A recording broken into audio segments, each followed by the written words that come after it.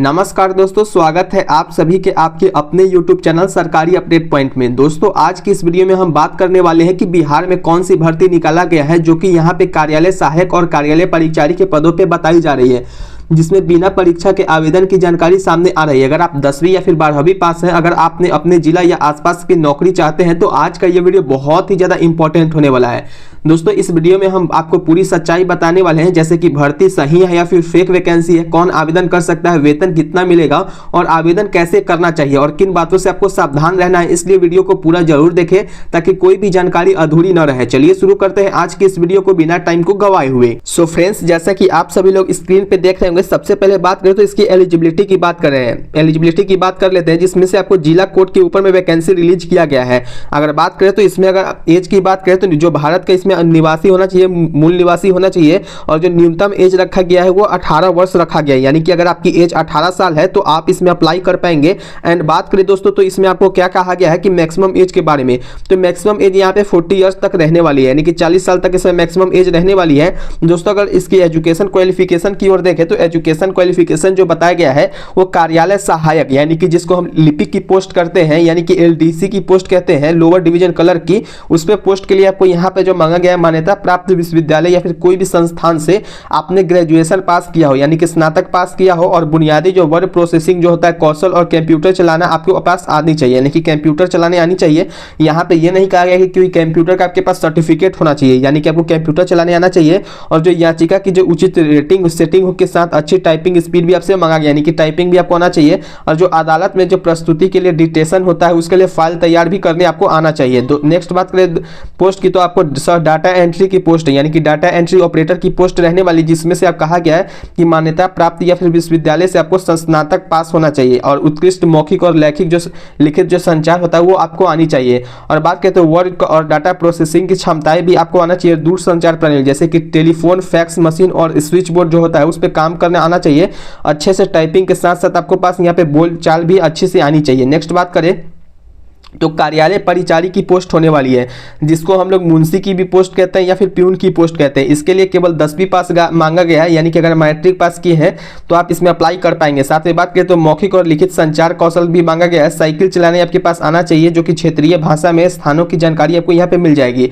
और जो दूर संचार जो होता है, जो जैसे कि टेलीफोन, फैक्स मशीन होता है, स्विच बोर्ड होता है, वो सब आपको काम करने आना चाहिए। नेक्स्ट बात करें डॉक्यूमेंट्स की, तो डॉक्यूमेंट्स जो इसमें कुछ इस टाइप से बताया गया है, जैसे कि आधार कार्ड आपके पास होना चाहिए, शिक्षा से संबंधित जो भी एजुकेशन क्वालिफिकेशन है आपका वो आपको यहाँ पर डॉक्यूमेंट मांगा गया है। निवास प्रमाण पत्र मांगा गया है, अगर आपके पास है निवास प्रमाण पत्र, यानी कि आप बिहार के निवासी हैं तो आप निवास प्रमाण पत्र जरूर लगाएं, इससे आपको आरक्षण मिलेगा। जाति प्रमाण पत्र लगाना है, फिर उसके बाद पासपोर्ट साइज फोटो भी लगानी है, उसके बाद सिग्नेचर मांगा गया है और मोबाइल नंबर भी दोस्तों मांगा गया है। नेक्स्ट बात करें तो यहाँ पे जो कितनी मासिक वेतन होगी वो भी मैं आपको बता देता हूँ। जैसे कि सैलरी की बात करें तो सैलरी काफी अच्छी रहने वाली है। जैसे कि कार्यालय सहायक की बात करें, यानी कि लिपिक की बात करें तो 20,000 रुपये आपको प्रति महीना दिया जाएगा। दोस्तों ध्यान रखना है कि 20,000 रुपये प्रति महीना दिया जाएगा। और ये जो जॉब है यहाँ पे कॉन्ट्रैक्ट बेसिस पे, यानी कि आपको 1 साल के लिए भी रखा जाएगा। अगर प्रमाणित ऐसा नहीं होता कि 1 साल के लिए आपको रखा गया है, जैसे जैसे इनका जरूरत पड़ता है तो उसी से आपको टाइम बढ़ाते जाते हैं, यानी कि 1 साल अभी मान करके चलिए, लेकिन टाइम आपको बढ़ाया जाएगा। और रिसेप्शनिस्ट की बात करें, यानी कि डाटा ऑपरेटर की, तो यहाँ पे 19,000 रुपये सैलरी होने वाली है। फिर बात करें मुंशी या फिर कार्यालय परिचारी की, तो 13,000 रुपये आपको सैलरी यहाँ पे देखने को मिलती है। अब दोस्तों बात कर लेते हैं पोस्ट डिटेल की, कितनी पदों पर वैकेंसी रिलीज किया गया। जैसा कि आप सभी लोग देख रहे हैं कार्यालय सहायक यानी कि लिपिक की 3 वैकेंसी आया है, और जो डाटा एंट्री ऑपरेटर है उनके लिए 1 वैकेंसी निकाला गया है। वही बात करें कार्यालय परिचारी की यानी कि मुंशी की, तो 3 वैकेंसी आया है। टोटल की बात करें तो टोटल 7 पदों पे आपको वैकेंसी रिलीज किया गया है जिलावार। जो कि अगर बात करें तो यहाँ पे अप्लाई करने के लिए सिंपली आपको क्या करना है कि मैं आपको डायरेक्टली आपको व्हाट्सएप पे जो होता है लिंक प्रोवाइड करवा दूंगा, या फिर आप डायरेक्टली वहां से जाकर के फॉर्म को यहाँ पे निकाल करके आप जमा कर सकते हैं। जैसे कि आपको खुद ही जाकर के जमा कर सकते हैं, या फिर चाहे तो आप जाकर के वहाँ पे जो डाक होता है डाक के माध्यम से भी जमा कर सकते हैं, जैसा कि बताया गया है। और जो एप्लीकेशन फॉर्म है उसके डाउनलोड करने के लिए आपको एक प्रिंट आउट निकाल लेना है, जो मैं आपको व्हाट्सएप पे प्रोवाइड करवा दूंगा। सिंपली आपको क्या करना है, इसको अगर लेने के लिए आपको सिंपली 61046831 पे आपको हाई लिख करके मैसेज करना और बताना है कि मुझे इसका फॉर्म चाहिए, तो मैं आपको डायरेक्टली वहां से प्रोवाइड करवा दूंगा। एंड बात करें दोस्तों तो यहाँ पे जो आवेदन के साथ साथ में जो मांगा गया है उसके साथ साथ आप चाहे तो यहाँ पे 17 जनवरी तक यहाँ पे आप अप्लाई कर सकते हैं। उसके अंदर में जो निबंधित डाक होता है उसके माध्यम से या फिर स्पीड पोस्ट के द्वारा आप डायरेक्टली जाकर के अप्लाई कर पाएंगे। 10:30 बजे से लेकर के 4 बजे के बीच में ही आपको यहाँ पे अप्लाई कर पाएंगे। दोस्तों पते की बात करें तो पता आपका देवनागरी लिपि में जिला विधिक सेवा पदाधिकारी को संबोधित यहाँ पे करना होगा, जो कि जो हस्ताक्षर होता है कार्यालय सचिव के हाथ में देना है, या फिर जिला जो विधिक सेवा पदाधिकारी है पूर्वी चंपारण मोतिहारी पिन नंबर 845401 में आपको जा करके यहाँ पे जमा करना होगा। दोस्तों मैं बता देता हूँ कैसे आपको फॉर्म को अप्लाई करना है ताकि आपको कोई भी यहाँ पे गलतियां ना हो। सो फ्रेंड्स जैसा कि देख रहे हैं ये फॉर्म है, यहाँ पे मैं आपको बता देता हूँ कैसे इसको आपको अप्लाई करते वक्त डालना है। जैसे कि बात करें तो विज्ञापन संख्या 1/2024 यहाँ पे आपको रहने वाली है। इसमें क्या करना है कि किस पोस्ट पे आप अप्लाई करना चाहते हैं, सिंपली आपको डाउनलोड करने के बाद मैं आपको बता दूंगा, व्हाट्सएप पे कॉन्टैक्ट कीजिएगा, आपको मिल जाएगा। और यहाँ पे बात करें तो यहाँ पे आपको पोस्ट भरना है, कौन से पोस्ट पे आप अप्लाई करना चाहते हैं, जैसे परिचारी का पोस्ट है या फिर LDC का है, किस पोस्ट पे आप लिखना चाहते हैं उसमें डायरेक्टली यहाँ पे लिख देना है।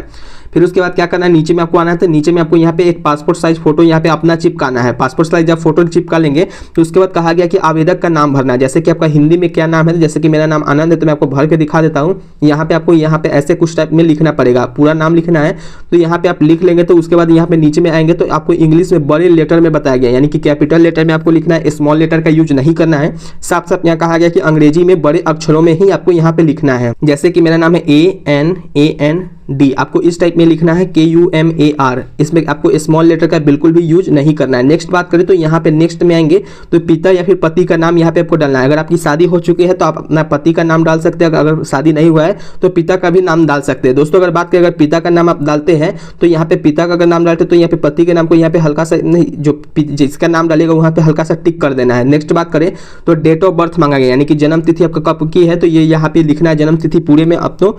फिर उसके बाद बात करें तो 1/8/2024 तक आपकी एज कितनी हो रही है। अगर आपकी एज 18 साल से कम हो रहा है तो आप इसमें अप्लाई नहीं कर पाएंगे। ध्यान से रखना है कि 18 साल से कम है तो आप इसमें अप्लाई नहीं कर पाएंगे, अगर 18 साल से ऊपर है तभी आप इसमें अप्लाई कर पाएंगे। तो 1/8/2024 तक 18 साल आपकी हो रही है तो आप यहाँ पे यस करके भर सकते हैं। नेक्स्ट बात करें तो जो आवेदक की आयु है यहाँ पे आपको भर देना है, कितना आपको यहाँ पे ये वर्ष है और कितना महीना है वो और कौन से दिन में आपका है वो आप यहाँ पे भर लेंगे। फिर नेक्स्ट बात करें तो नेक्स्ट आपको नियोजनालय का जो निबंधित संख्या है वो आपको यहाँ पे डाल देनी है। फिर जो आपका स्थायी पता है पिन कोड के साथ, जैसे कि आपको आधार कार्ड में पीछे वाले में देखिएगा तो पूरा पता वहाँ पे आपको रहता है तो उस वाले को यहाँ पे लेकर के भर लेनी है। नेक्स्ट बात करें तो पत्राचार का जो पता है वही सेम आपको यहाँ पे भर लेना है। फिर उसके बाद मोबाइल नंबर आपका क्या है वो यहाँ पे आप डाल लेंगे, मोबाइल नंबर जो भी है आपको यहाँ पे डाल लेनी है। फिर ईमेल आईडी अगर आपके पास है तो डाल सकते हैं, अन्यथा इसको छोड़ भी सकते हैं इसमें।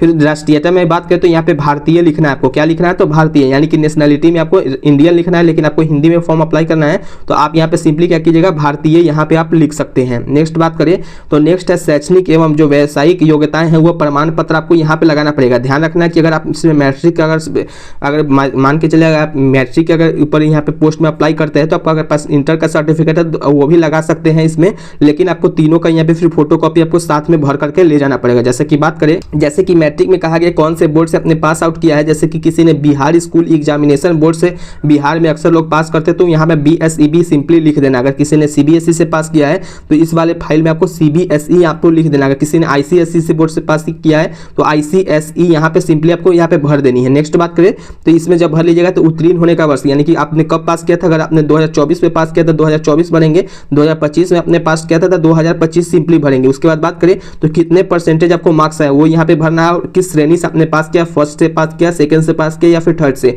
तो ये यहाँ पे भरना है। फिर बात करें तो इंटर में आपको कौन से बोर्ड से पास किया तो वो भर देनी है। उत्तीर्णता में देखें तो फिर वही बात किया गया कि कौन से ईयर में भरा, कौन से ईयर में आपने पास किया है, कितना परसेंट चाहिए, ये सब आप भर लीजिएगा। और अन्य योग्यताएं में आपको क्या करना है, आपके पास कंप्यूटर का सर्टिफिकेट है, अगर आपके पास कंप्यूटर का सर्टिफिकेट है तो आप यहाँ पे भर सकते हैं, अन्यथा इसको आप खाली भी छोड़ सकते हैं। अगर भरते हैं तो उसका फोटोकॉपी आप सर्टिफिकेट का लगाना पड़ेगा। नेक्स्ट बात करें तो 12 नंबर में बताया कि विशेष योग्यता जो है यदि कोई हो तो इसको प्रमाण पत्र आपको लगाना पड़ेगा। साथ ही बात करें SC ST या फिर ABC या फिर BC कैटेगरी के या फिर EWS के कैंडिडेट है तो उनके लिए यदि प्रमाण पत्र होता है तो यहाँ पे लगा सकते हैं। यहाँ पे लिंक आपको कृपया स्पष्ट करना होगा, जैसे कि कोई मेल है तो यहाँ पे मेल लिखेगा, अगर कोई फीमेल है तो फीमेल यहाँ पे लिखेगा, अगर कोई ट्रांसजेंडर है तो यहाँ पे ट्रांसजेंडर भर सकते हैं। नेक्स्ट बात करें तो ट्रांसजेंडर जब भर लीजिएगा या फिर जो आपका लिंक है तो यहाँ पे स्पष्ट लिखना है। फिर बात करना है क्या निःशक्त है तो यहाँ पे सिंपली नहीं पे कर देना है। क्या वर्तमान में किसी सरकारी संस्था से या फिर निगम में काम कर रहे हैं तो नहीं, तो अगर आप कोई काम नहीं कर रहे हैं तो सिंपली नहीं पे आपको यहाँ पे भर देनी है। अगर आप काम करते तो हाँ पे भरने के साथ साथ आपको कौन से विभाग में काम करते हैं, क्या पद है आपका, फिर कब से काम कर रहे हैं, वो यहाँ पे आपको भरना पड़ेगा। फिर बात करें यदि पूर्व कार्य हो तो आपको प्रमाण पत्र लगाना पड़ेगा, यानी कि मान के चले किसी ने कोई वर्क किया है पहले से तो उसका प्रमाण पत्र लगाना पड़ेगा, या फिर नहीं भी इसमें लगा सकते अगर कोई काम नहीं किया तो। फिर नीचे आएंगे तो आपको घोषणा पत्र दिख जाएगा। इस घोषणा पत्र में क्या करना है, आपका फुल नाम यहाँ पे लिखना है, फिर उसके बाद पति या फिर पिताजी का जो नाम है वो यहाँ पे लिखना है, और कहाँ आपका एड्रेस है फुल, यहाँ पे निवास जो है एड्रेस, फुल एड्रेस यहाँ पे आपको भर देनी है। नेक्स्ट बात करें तो नीचे में जब आएंगे तो कौन से डेट से आप अप्लाई करें तो उस डेट का यहाँ पे भरेंगे। फिर उसके बाद आवेदक का जो हस्ताक्षर है वो पूरी तरीके से यहाँ पे आपको भरना पड़ेगा। जैसे कि मेरा नाम आनंद है तो मैं यहाँ पे आनंद लिख देता हूँ, और फिर कुमार लिख देता हूँ। छोटे में ही लिखना, ज़्यादा बड़ा नहीं, बस मैं बताने के लिए आपको यहाँ पे बता रहा हूँ। इसके ऊपर में ही आपको यहाँ पे भरना है। फिर बात करें तो आपका जो डेट है यानी डेट तो भर लीजिएगा, उसके बाद स्थान क्या है तो यहाँ पे स्थान आप भर लेना है। तो दोस्तों यह थी बिहार कार्यालय सहायक और कार्यालय परिचारी भर्ती 2026 से जुड़ी पूरी जानकारी। अगर आपको अभी भी क्वालिफिकेशन फॉर्म, डॉक्यूमेंट या अपनी एलिजिबिलिटी को लेकर के कोई भी डाउट है तो आप व्हाट्सएप पर डायरेक्ट मैसेज कर सकते हैं। पर्सनल गाइडेंस उपलब्ध है। मात्र 49 में आपकी पूरी जो भी जानकारियां हैं वो सभी साफ जानकारी आपको दी जाएगी। इस पे आपको व्हाट्सएप पे वीडियो उपयोगी लगा हो तो लाइक जरूर करें, शेयर करें ताकि और लोगों का सही जानकारी पहुंच सके, और ऐसे ही सरकारी भर्ती के अपडेट के लिए चैनल को सब्सक्राइब करें। तब तक के लिए जय हिंद, धन्यवाद दोस्तों।